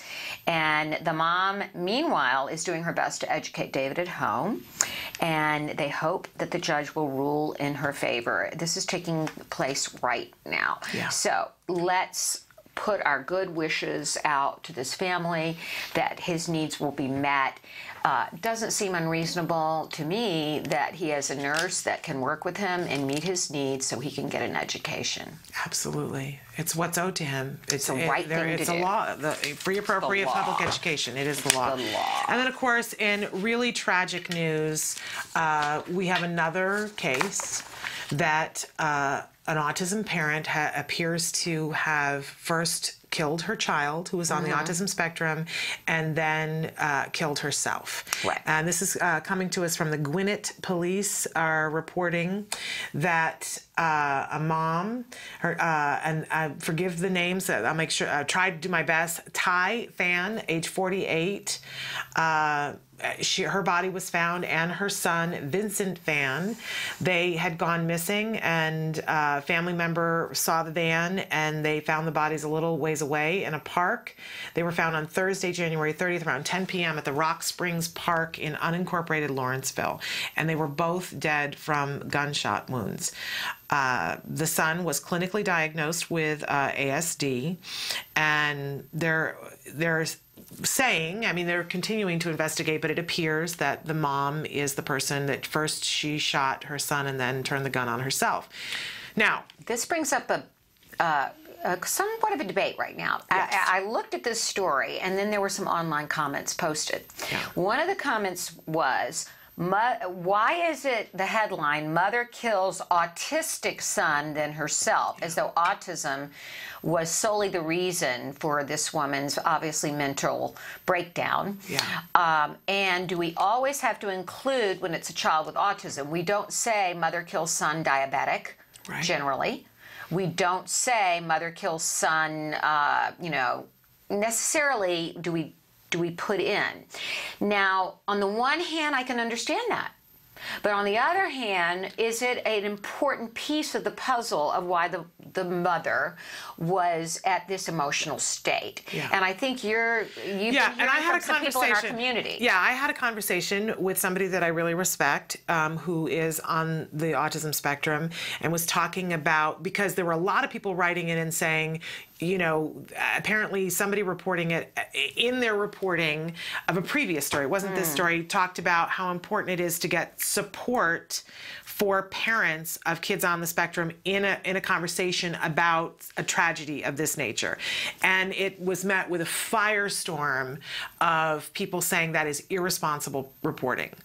And I did not get that. I will be very honest that I was like, why would anyone not want us to talk about how to support people who are mentally ill? My initial reaction would be with you, that having gone through having a child that was moderate to severely autistic and knowing some of the thoughts and some of the desperation that I went through, and thinking of people in far less favorable circumstances, and hearing so many of these stories, I have the tendency to think, wow, that mom wasn't getting enough support for her child. Right. And I think that's where we go. We start to think, you know, I have been in a place where I felt at the end of my rope, but I was never going to harm my child, right? Sure. But you know, we have this fear and maybe this hopefulness that maybe these things could stop if we could get there beforehand with more services. Yeah. I think that's the well-intention that we come from. But you know, the person was trying to make their point to me, and I wasn't getting it, about why they said it's dangerous to include those two thoughts in the same sentence, and I couldn't understand why. And then it was brought home to me, somebody said, well, let's put it this way. If there were a story on the news and they said, here is this child molester, this convicted child molester who has molested this child's first time that they've molested this child, and they included in the story about how we should have more support for child molesters, would you feel outraged? Would you? And I said, oh my goodness, I most certainly would. Yes. I most certainly would. I get that. Like the rock dropped, and they said, look, we understand that being an autism parent is difficult, and that thousands of people do it on a regular basis, and they don't hurt their child. Absolutely. But there are a small subset of people who are mentally ill, that are psychotic, that do that. And that we as autism parents, we need to, not have no empathy, but we need to not identify and say that we are the same as those people, because we're not. Good I'm point. still in a place where I'm like, where is the empathy? And but I want to be clear. It is not okay. Of course not. It is not okay, and I don't want to support that kind of behavior. I don't want to support it either. I think there's some middle ground here between saying that yet another, because we do have such a high incidence of suicides and murder this is suicides. Happening too often. It's happening too often. But there is a middle ground between saying the mother, needs more help because her child was autistic and it obviously drove her to this, and then a lot of those on the spectrum who are saying this is never an excuse for murder. Obviously, I don't think we're saying that. And that it shouldn't necessarily, but some are saying it shouldn't even be mentioned. Yeah. Well, what I heard very clearly the other day was talk about supporting autism parents.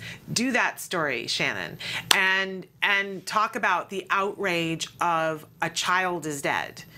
Just don't put them in the same story out of respect. Okay. And I, and so here we've done that anyway, but I wanted to at least talk about what I learned. Yeah.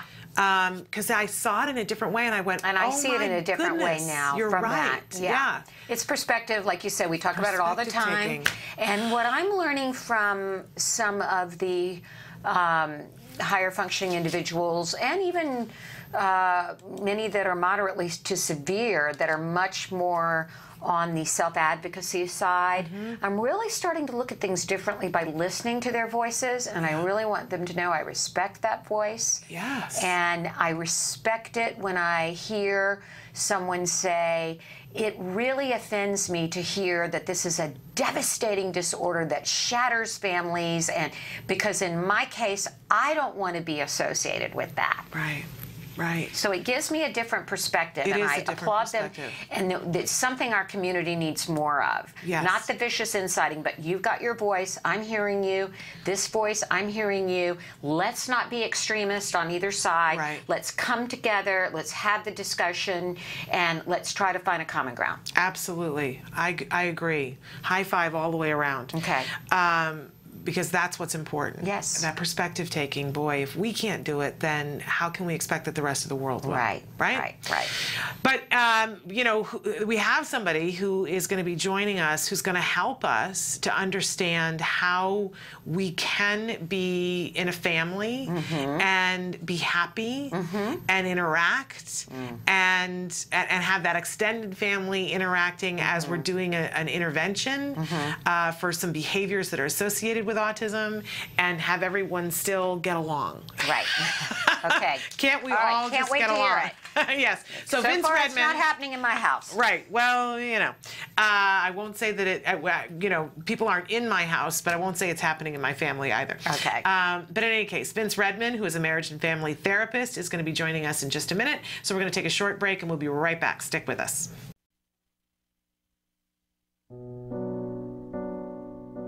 When you find out you're having a boy, you always think like, oh, he's going to play football, he's going to do this and that. And then when he's diagnosed, all those things get washed away.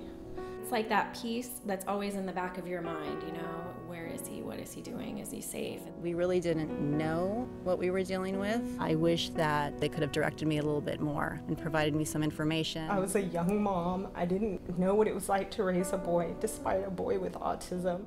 Hundreds of thousands of families are not getting the help they need for their children with autism all around the country.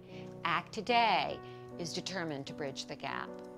These families really have to go through a lot to get a grant. The application process isn't easy. The records, the diagnosis proof, they're really battling for their kids. So when we can give them a grant, it is so wonderful to see that they succeed in getting that help for their children.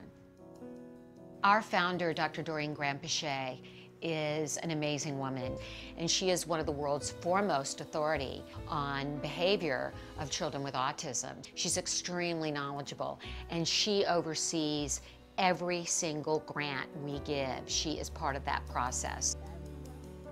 People may think of autism care and treatment as simply schooling or therapy, but we provide important safety supports, things like fencing, for example. The whole family's living in fear of that child running out into traffic. I recently delivered an iPad to a little boy with some of the apps that are out there for children with autism. Miracles happen. I got the iPad from ACT. From ACT, What yes. did it say? Can you repeat that, Dustin? I got the iPad from ACT. We have helped so many military families, and when I think of these brave families that are fighting two battles, one to protect our country and one for the right treatment and care for their children, it breaks my heart, and I think we have to do more as a nation to help them. There's not a day that doesn't go by that we don't think about it. Some people say, oh, he's normal. You don't see the battles that I see every single day. My husband does have to deploy, and when they get on that bus, that might be the last time that my kids ever see them. So I called, and they informed me that he had received a grant, which was like a blessing from above. I was just like speechless. I just started to cry because, without it, we would have been lost. The ACT grant was a total miracle. Without that, we wouldn't be able to receive the service dog, so we're so appreciative what they've done for us as a family. Recently, ACT Today funded a program for military children with autism in San Diego, the Inclusion Films program, which is run by Joey Travolta, and teaches kids on the autism spectrum literal filmmaking skills. They learn how to make a movie. Are we ready? There you go, got it. Okay. Everything that goes into the process of making a film goes into everyday life. So they're learning life skills, they're learning to collaborate.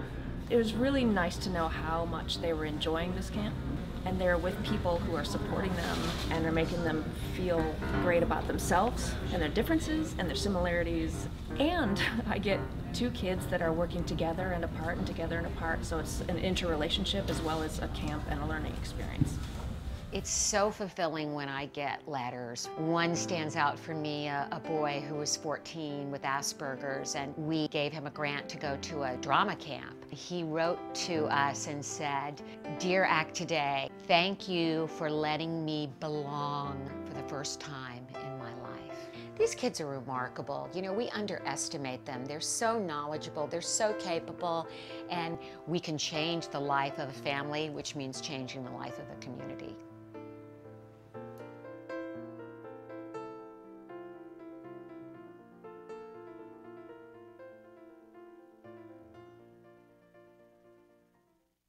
Welcome back to Let's Talk Autism with Shannon and Nancy. We're so excited because we have joining us via Skype Vince Redmond, and Vince is going to be a new regular here on the show. Vince is a remarkable individual. He is a marriage and family therapist. He is also the director of family services at the Center for Autism and Related Disorders, and he's unique because he has extensive experience working with children on the autism spectrum, actually children and older kids too. Yeah. If you have seen the movie Recovered, then you will know Vince. He'll be familiar to you because he is one of the therapists who is featured in the film Recovered.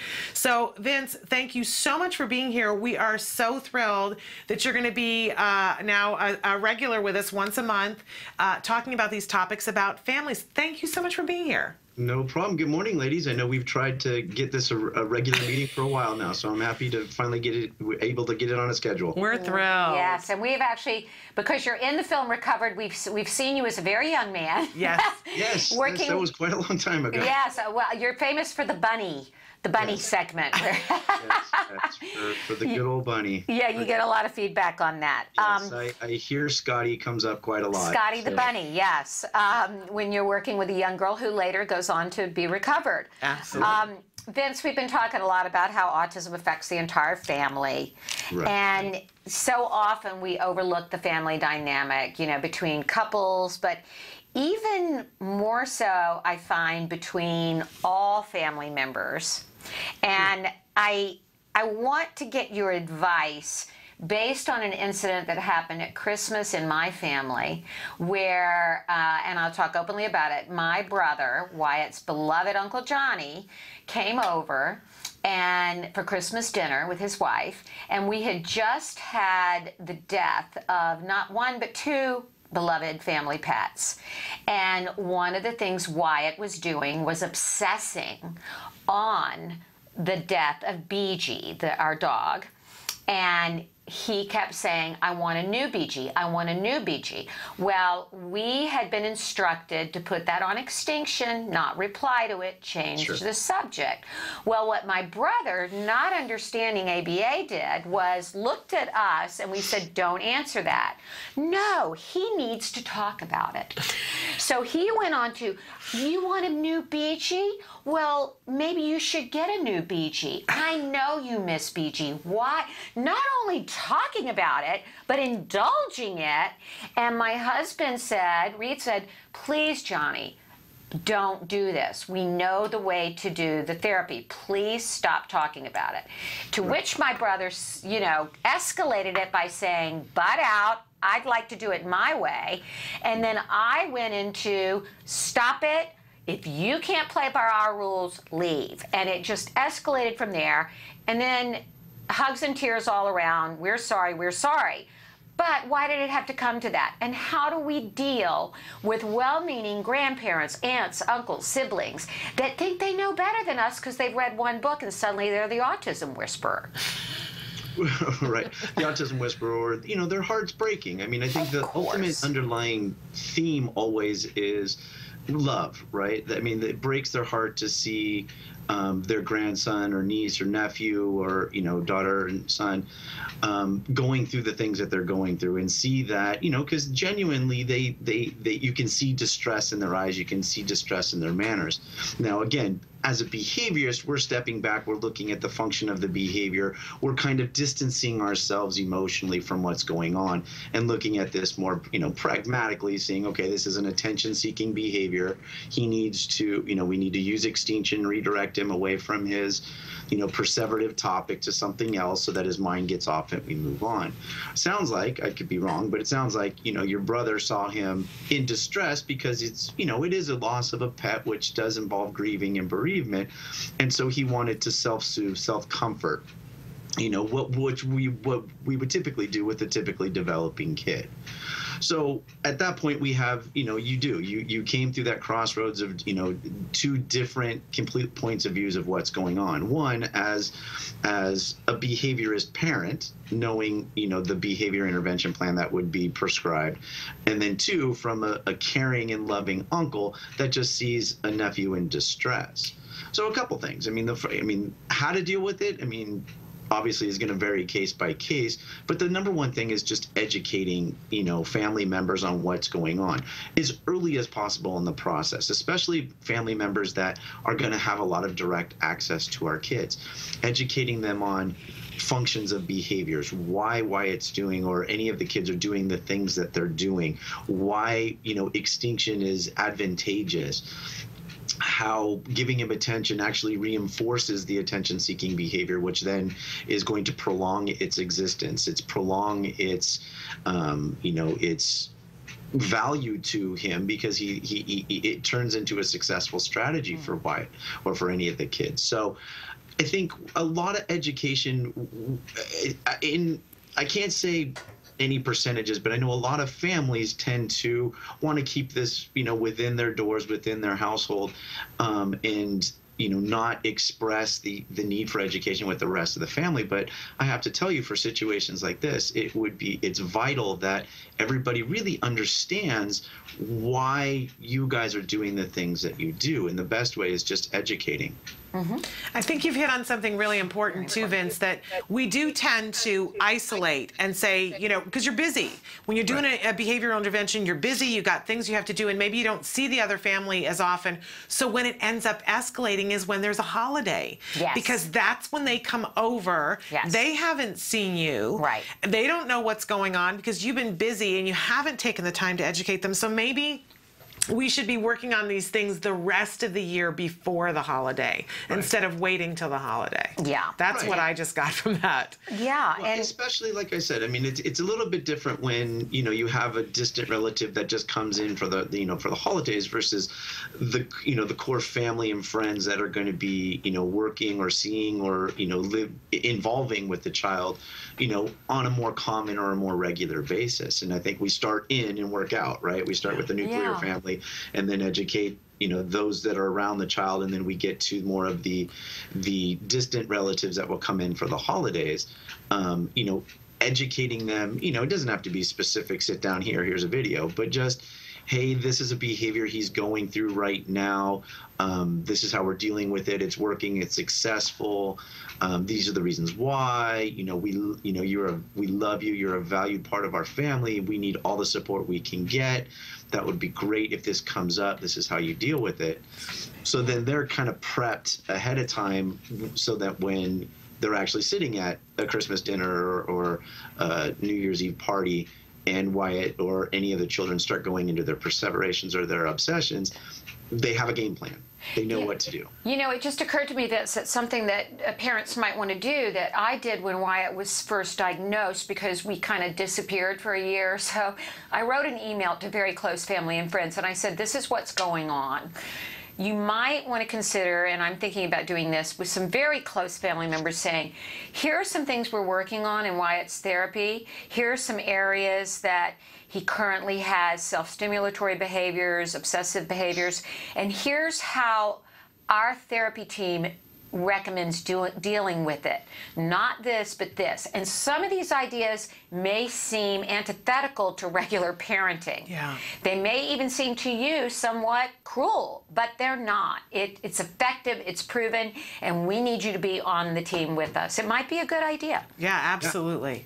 Yeah, as early as you can communicate with them, either by, you know, email or you know, and phone, the better, because then you can answer questions along the way so that everybody's, you know, more on the same page when you actually get to the event.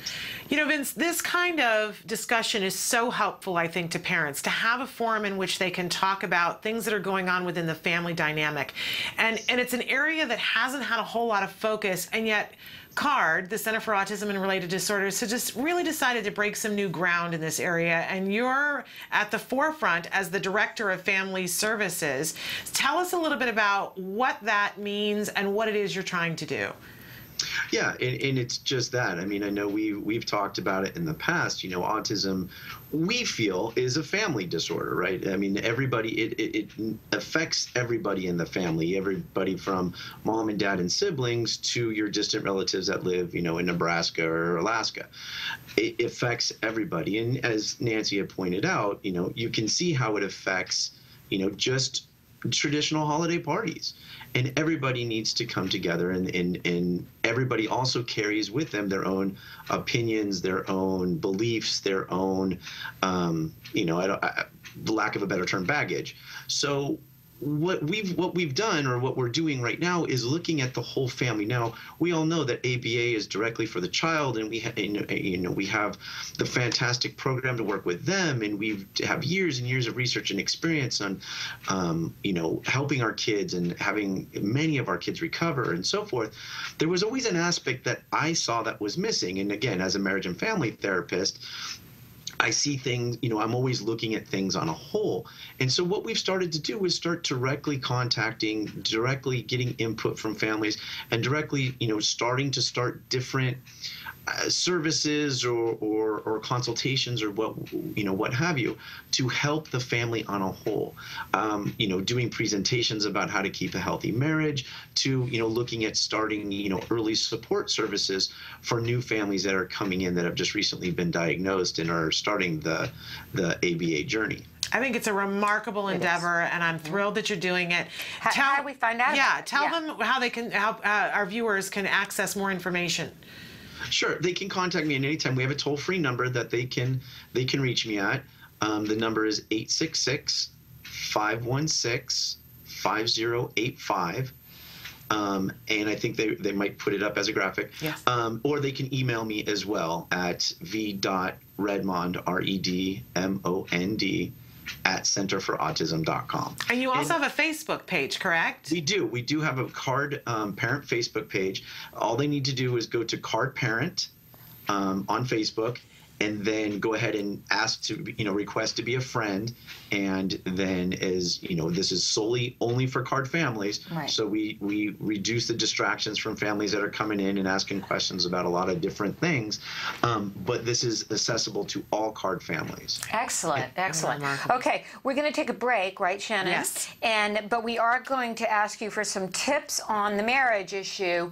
And this is one we both have lots of questions about, because I, for one, am always going, I don't think you're reacting right, or I think you should be doing it this way, and we're discussing it in front of Wyatt. So I got to get out of that, and I'm going to ask you some tips on that, and I'm sure we have lots of questions. Especially because it's Valentine's month. Right, So we got to be loving, we got to keep these marriages together. Yeah, and also let's encourage, if we have anybody that has questions, please write us in while Vince is here. Okay, Absolutely. We'll take a break. We'll be right back.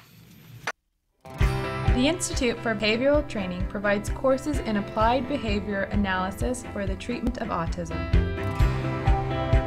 Access IBT e-learning videos on the move and learn at your own pace.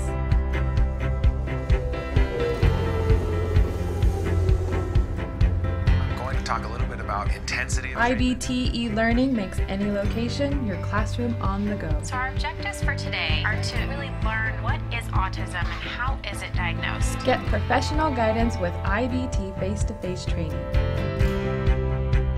IBT face-to-face training courses prepare you to effectively implement ABA-based interventions. Choose between small group and one-to-one instruction. Earn BCBA supervision hours via one-to-one video conferencing. So I had a chance to review your BIP today. You know what? It looked really good. You did a good job with it. IBT continuing education courses. Earn credit through webinars, conferences, article reviews, and e-learning videos. You can learn more at ibehavioraltraining.com. IBT, 360 degrees of ABA training.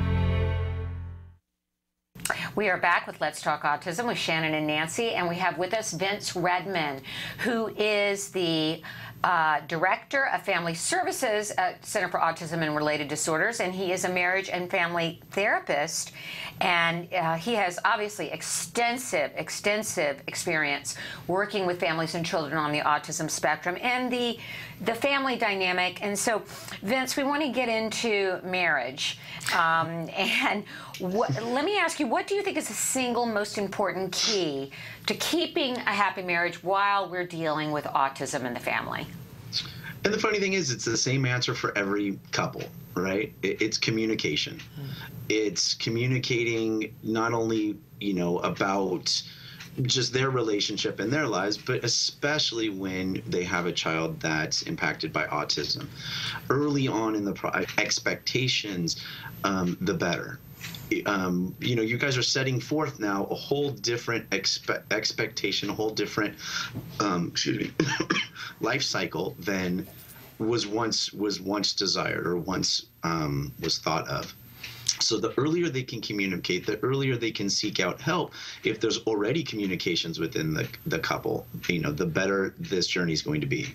Yeah, so that grieving process, that getting out in the open of, I'm so disappointed, I'm devastated. We went from having this dream of this, as we say, you dream of going to Paris and you end up in Holland. Yeah. And you have to change your expectations. So that's a conversation that couples need to have together. And my follow-up for that is that I think the single biggest question that we get from couples is, what do you do when you're not on the same page? Because usually you're not. We hear a lot of times that the diagnosis comes in, and it isn't always this way, but a lot of times the moms kick into high gear. They get into motion, and the dads feel helpless, so they get kind of paralyzed for a period of time, and maybe it takes 6 months to a year before the dads get up to speed on all the things that the moms have now implemented. But sometimes it can be something else, just a decision about how are we going to parent this, how are we going to handle this, how we're going to handle how much time we devote towards ABA therapy. Right. Being on a different page, whether we're going to do a biomedical intervention or not. Parents are frequently on a different page. What's the way that we cope with that when we're on a different page? Well, and it's just that. I think it really all it starts with the grieving process. Everybody grieves differently, but yet we assume that everybody grieves the same when you're in it. And when that happens, you're assuming that your spouse or your partner is feeling the same things or experiencing the same things that you are. So if one becomes hypervigilant and says, this is my child, I'm going to rescue them, I'm going to do everything I can, and the other one is grieving and sad and is in a position where it's, oh my God, I don't know what to do, that creates tension. That creates conflict because they're experiencing things differently. One's doing things one way, one's doing things the other. Oftentimes, instead of talking about it and saying, hey, this is my process, what is your process? Resentment, because everyone kind of does their own thing and starts to pull away. I'm going to do it this way, I'm going to do it this way. And then resentment starts to fall and be that wedge in between the relationship. So my recommendation always to couples is when anything life-changing happens, either it be a death of a loved one, it be a diagnosis of autism, or what have you, a loss of a job, that they immediately come together and talk about how they're experiencing that loss.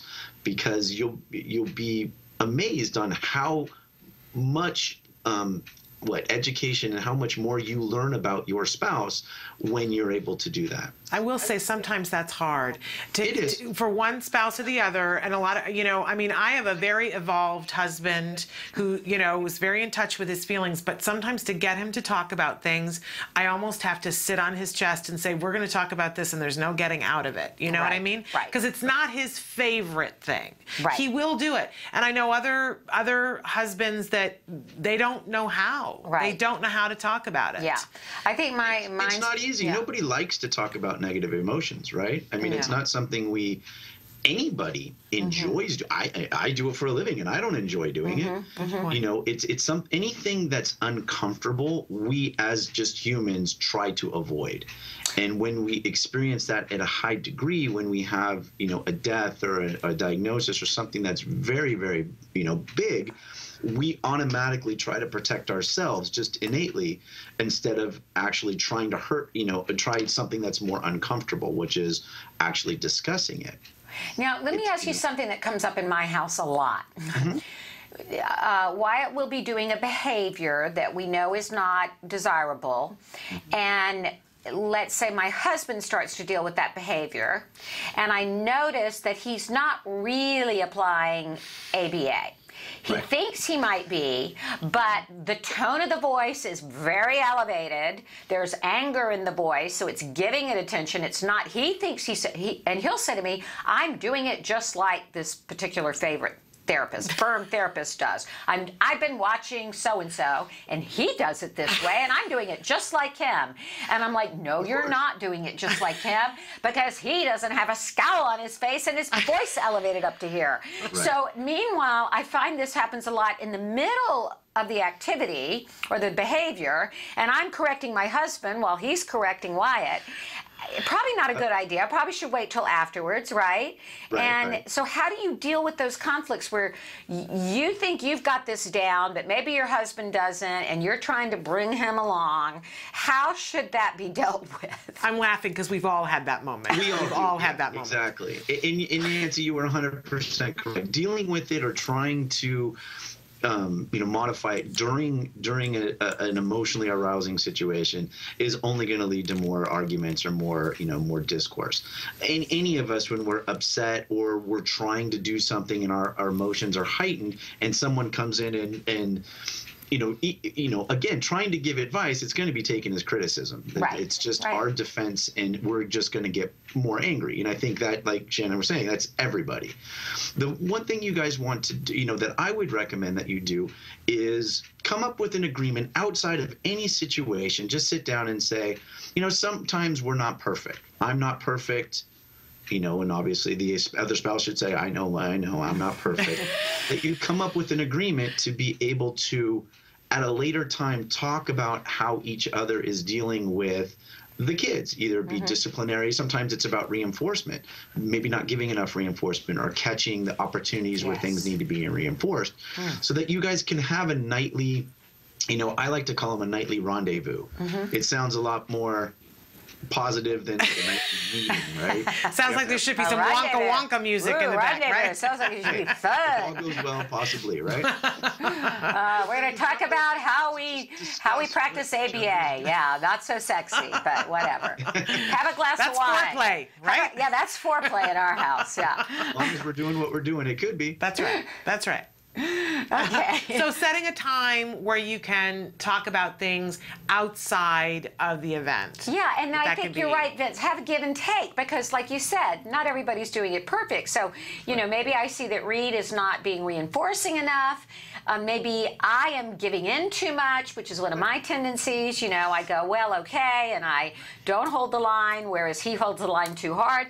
And if we come together, maybe after White's gone to bed and say, well, look, here's my observation on what I think you might be doing better, and I know I can do better. What do you think I could be doing better? And having that common ground, right? Right, because it will be very uncomfortable for the first few times, but then as you guys see that it's helping Wyatt, it's helping your relationship, it's actually bringing you guys more to an even ground, meaning that you're doing the same thing. The similarities in parenting or the similarities in dealing with the behavior are much closer than they were. It reinforces to continue to do that. And again, it's not supposed to be a negative thing. Right. Again, having a glass of wine, sitting down, I know we were kind of chuckling, but it's true. You sit down and you have just a conversation saying, that tantrum that he was having, you did a great job, doing this. However, your tones were a little harsh. How did I do? A lot of times it's great when you ask about you. Yes. How did I do when he was tantruming or whatever the behavior is? Right. And it opens up a fair dialogue back and forth so that you guys are helping each other, not criticizing. Understand. And you know what? That positive reinforcement works on the spouse too, as you're saying. Absolutely. So we want to get to this issue about money.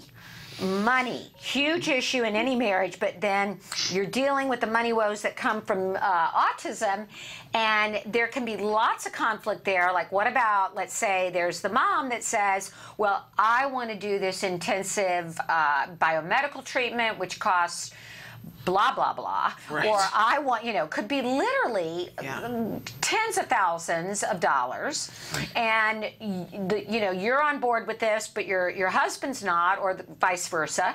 How do we deal? What advice do you have for couples dealing with these inevitable conflicts over money? Yeah. Right. Right off the bat, we need to, and there's a lot of support groups and, especially outside of CARD and then in CARD, myself and the supervisors included, the first thing that needs to do is research the resources that are around you, the financial resources that are around you. What will your school district pay? What is your regional center going to pay? What insurance do you have? How much coverage do you have for that?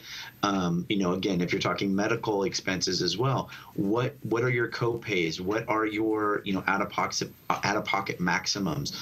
Those types of things. And then what grants are available? Obviously, grants from Act Today, grants from other, other organizations that work with autism.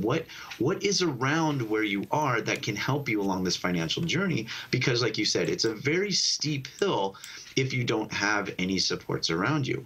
That support, though, needs to be able to be researched and tapped into early on to be able to reduce that stress or that financial stress that each couple goes through. Yeah. We've gotten a question that came in from a viewer that I'd love to have your input on, Vince, because you know both sides of this equation. So somebody wrote in and said, my son is 3.5, getting 6 hours of ABA therapy at home 3 times a week, speech for 30 minutes a week, 1 hour of OT a week, and he goes to a special class full time during the day. There he gets speech twice a week in a small group. He's doing good, but I feel like it's not enough. And every time I see in the show and you guys and Dr. Doreen talking about 25 to 30 hours a week, and really we're saying 25 to 40 hours a week of ABA is what would show the best results in the end. I feel hopeless. I feel stress and even jealous for those parents whose kids are getting the right amount of hours hours. Of course. I wish we lived in California to go to CARD, but we're in New Jersey. I feel like I'm not doing it right, and most of the time so depressed just thinking that my son may not recover because I'm not doing the right amount of things. He has so much potential. I know I know, and all the therapists think the same. Some help, please, guys. Is there any ABA services you guys could recommend in New Jersey? And thanks, and God bless you guys.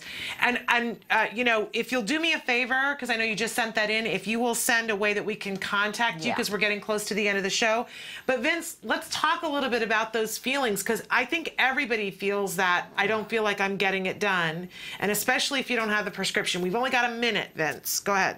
Right. Just real quick, I think to some extent, almost all the families who are starting off don't feel like they're doing enough because we don't know what enough is, right? I mean, some families are getting 40 hours. Should I be getting 40 hours? I only get 6. Should I be doing the, GFCF diet this other child does? There's a lot of, am I doing enough? Now, again, clinically 6 hours, is very, very low, but what are her means? Is she looking into, like I was saying, looking into all the resources, looking into the grants, turning over every rock that we can do to try to get them more services? Yeah, looking at insurance. Maybe she hasn't looked at insurance yet. New Jersey, very likely you have insurance in New Jersey. And if you send me your email, we can help you to skills. We can access her skills so that she has access to the curriculum, and she can hire private therapists for $10 an hour. I mean, there's different ways we can try to get more therapy hours for them.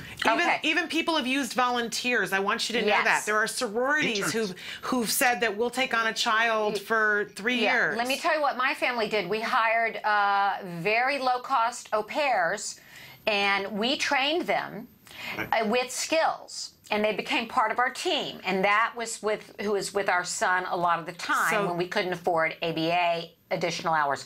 There are lots of answers on this, so if you email Shannon and me, give us your email. We will give you some ideas. But we're out of time. Yeah, Vince, we're out of time. Thank you so much, and we're so looking forward to having you back next month to answer some more questions. And again, people should, they can reach out to you in the meantime, and if they're a CARD parent, they should join the CARD Parent Facebook page. Right, All right. So we will see you next month, Vince. Thank you so much. I just want to remind everybody, thank you. I want to remind everybody tomorrow, Dr. Jonathan Tarbox is going to be answering questions, as is Dr. Adele Nadowski. We're going to be talking about how we chart progress and why it's important. Okay, great. And what to do. Dr. Tarbox is going to be answering the question, if you're not seeing the progress, what to do about that. So thank you for being here. Thank you for being here, as usual, on a Wednesday. Give your kiddos a hug from me. And give yourselves a hug from me. Self-love, it's important. Bye-bye for now.